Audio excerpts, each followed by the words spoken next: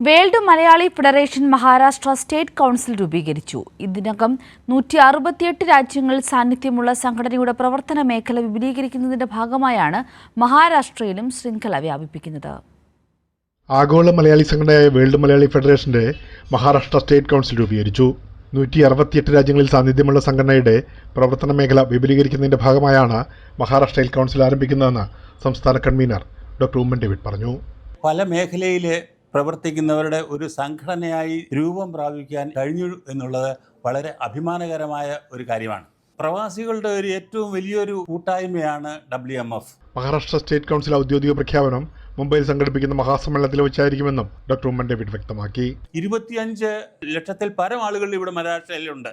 അവർക്കൊരു കൂട്ടായ്മയായിട്ട് ഈ പ്രസ്ഥാനം ഉയരണം, മഹാരാഷ്ട്ര സ്റ്റേറ്റിൽ ഇത് നിറഞ്ഞു നിൽക്കണമെന്നുള്ളൊരു.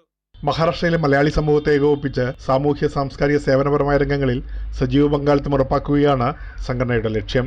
മുംബൈയിലെ സാമൂഹ്യ സാംസ്കാരിക രംഗത്തെ പ്രമുഖരടക്കം വേൾഡ് മലയാളി ഫെഡറേഷൻ ഗ്ലോബൽ നേതാക്കളും ഏഷ്യൻ മേഖലാ പ്രതിനിധികളും ദേശീയ ഭാരവാഹികളും മഹാസമ്മേളനത്തിൽ പങ്കെടുക്കും. ആഗോള മലയാളി സമൂഹത്തിന്റെ ഐക്യവും ഐക്യദാർഢ്യവും പ്രകടിപ്പിക്കുന്ന അവസരമായിരിക്കുമെന്ന് നിയുക്ത president doctor Roy John Mathew വ്യക്തമാക്കി.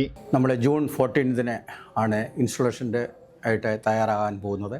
അതിന്റെ അറേഞ്ച്മെന്റും നടന്നുകൊണ്ടിരിക്കുകയാണ്. ആഗോളതലത്തിൽ നിരവധി ജീവകാരുണ്യ പ്രവർത്തനങ്ങളിലൂടെ ശ്രദ്ധ നേടിയ സംഘടനയുടെ സംസ്ഥാന കൗൺസിലിന്റെ പ്രവർത്തനങ്ങൾ ഡൊമിനിക് പോൾ വിശദീകരിച്ചു. Has been set by the founders at the global level, that was which formed in Austria, but bringing that global level to Maharashtra is the vision of our setup here in WMF Maharashtra chapter.